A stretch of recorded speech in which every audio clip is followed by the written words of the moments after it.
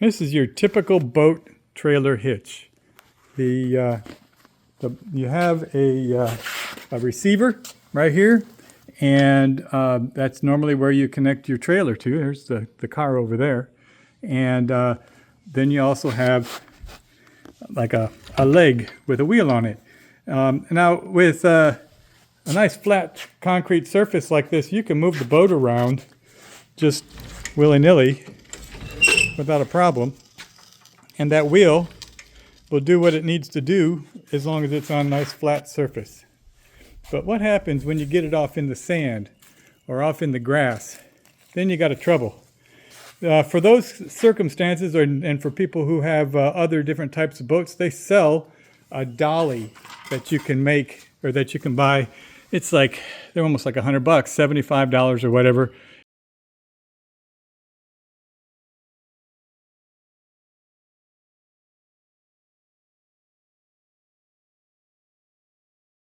And it has a little ball that goes up into the receiver, and it has wheels. But I don't know if you're like me, I don't like to have a lot of stuff in my garage, and I just want to be able to move the boat around. And you know, a lot of times when you're moving it, sometimes but you're by yourself and you don't have someone to help give you directions to, you know, where you got to go when you're backing it up. Well, I got a solution for that, and that is converting a regular dolly into a boat dolly. Instead of grabbing the receiver, we're going to grab the wheel with this little piece of angle iron that I've bent and bolted onto the bottom of my regular shop dolly.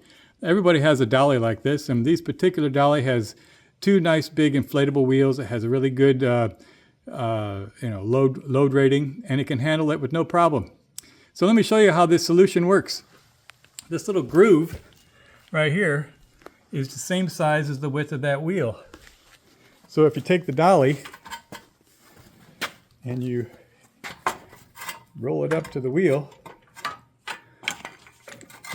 you can just take the trailer and drive it right up onto the dolly, just like that. Now all I have to do is pull the dolly up and it will capture the wheel, just like that. Now you got two big wheels, big inflatable wheels, and you got a dolly to give you some leverage if you have a big boat. And you can drag this thing all the way over to your car and connect it right up. It's no more mon back, no more, can you see it? I don't know how much further. Stop, stop, stop. You don't have to worry about that anymore. You got this little solution. Let me show you what it looks like from afar. All right, so you can just grab the boat, drag it right out on the grass. And since I have the receiver open, I can take it right to the car.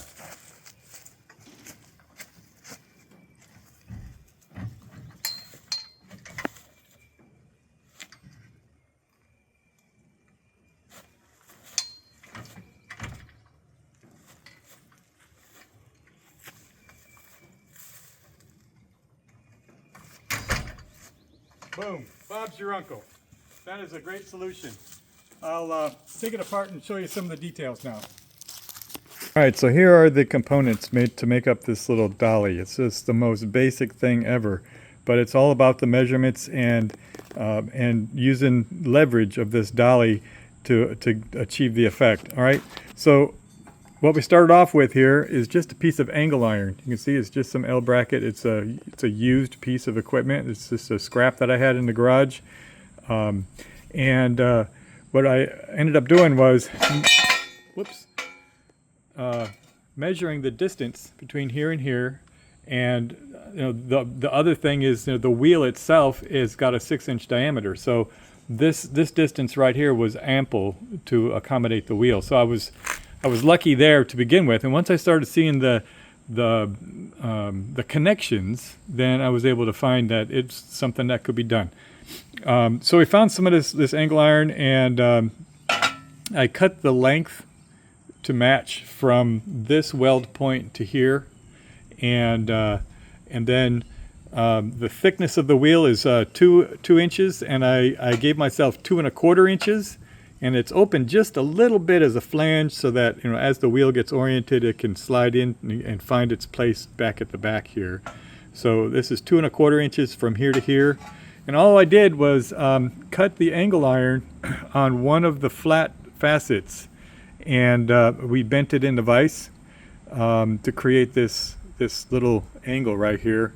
And that fits behind this piece right here. And we were able to drill the holes, and that was all good. Now here's the thing about drilling the holes. This is mild steel, and mild steel will drill pretty easily with a decent carbide bit or even a titanium bit. This, although it looks like a thinner piece of metal, this is hardened. And so cutting through this is a bit more difficult. That's why you see oil on here. We had to use some cutting oil and really put some weight into it. If you run your drill too high at a high RPM, you could burn your drill bit. So be cautious of that. The other thing is the hardware. This is all of 40 cents worth of hardware. So this piece of angle iron was a piece of scrap. I'll look it up to see how much. This is like it's a foot and a. It's maybe 10 inches of angle iron. I'll look it up and put it in the description how much it costs to buy a piece of mild steel angle iron.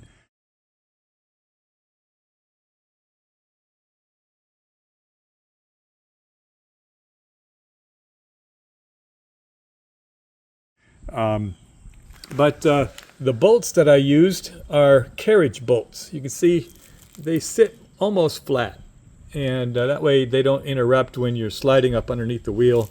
They give you a lot of clearance in that direction. You know, the real advantage to this is that I'm not giving up this dolly. I can pull these bolts back out and use this dolly just like I normally use it. It's very well used. It gets a lot of use here in the workshop, moving things around.